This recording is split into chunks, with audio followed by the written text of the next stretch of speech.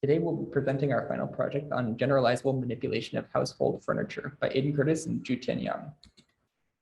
Our project is based on the Sapien Mini-Skill Challenge. The objective of this challenge is to find 4 separate policies for 4 tasks involving manipulation of household furniture and large objects. The 4 skills are opening a cabinet drawer, opening a cabinet door, moving a heavy bucket onto a platform, and pushing a chair onto a target region. What makes this difficult? The first challenge is object diversity. Your policy has to generalize to never before seen objects. The second challenge is partial observability. The only observations are partial point clouds from 3 egocentric cameras.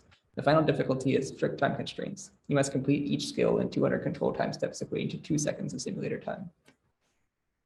We take a robotics approach by splitting up the problem into perception and control. At the heart of our pipeline is a task-specific behavior tree that updates state based on incoming point cloud observations. Our method processes the point cloud, uses the process point cloud to update the state in behavior tree, calculates the desired joint positions using inverse kinematics, and finally uses the PID controller to convert desired joint positions to desired joint velocities. We will now discuss how each of these steps are implemented for each skill.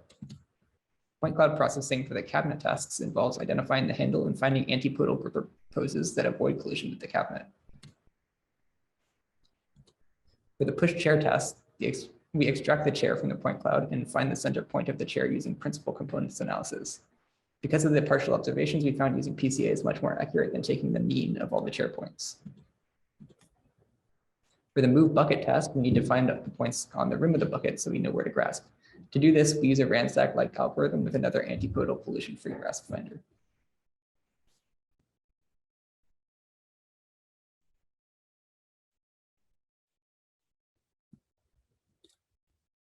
Next, we discuss the details of our behavior tree for each task. To open the drawer, we go to the pre-grasp, grasp, and pull all the way out. We will re-grasp when the handle is lost from the gripper. We can do a similar thing to open the door, but the time constraint limited the number of intermediate gripper poses we could select, resulting in a lower overall accuracy.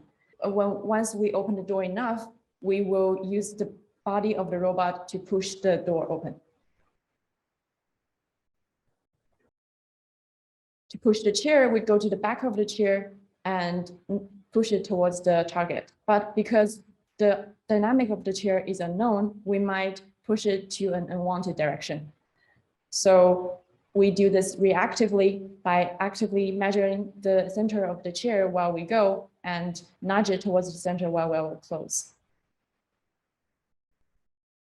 For moving the bucket, we also have 2 strategies. The first is to pick the bucket up with using 2 both grippers. The other is to hug the bucket. While the picking one has a much higher accuracy, it cannot pick the bucket if the rim is too thick. So in our behavior tree, we check how thick is the bucket and decide which strategy to go. Here are our results. As you can see, we vastly outperform methods that learn from demonstrations. Contrary to the learning methods, our method has no discrepancy between the testing and training scores. This is evaluated by the challenge 2 weeks ago. This is our latest result using Drake to solve inverse kinematics. The next step would be to look into the failure cases and adjust the behavior tree to account for those failures.